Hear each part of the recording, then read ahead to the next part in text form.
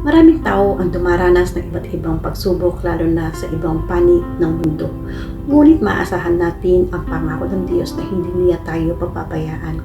Kaya kung dumaranas kayo ng pagsubok, gagawa ang ating Panginoon ng paraan para ito ay ating mapagtagumpayan.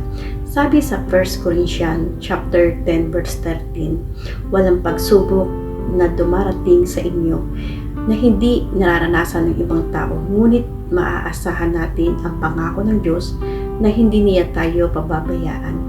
Subukin ng higit pa sa ating makakaya.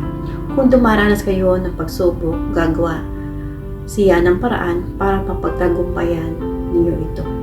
At sabi sa Isaiah 118 verse 20, sinabi pa ng Panginoon, halik kayo at pag-usapan natin ito, kahit gaano man karumi ang inyong mga kasalanan.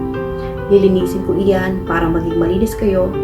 Kung susunod lang kayo sa akin, ay pagpapalain ko kayo. Pero kung patuloy kayong magre-rebelde, tiyak mamamatay kayo. Mangyayari nga ito dahil sinabi ito ng Panginoon. Amen and Amen.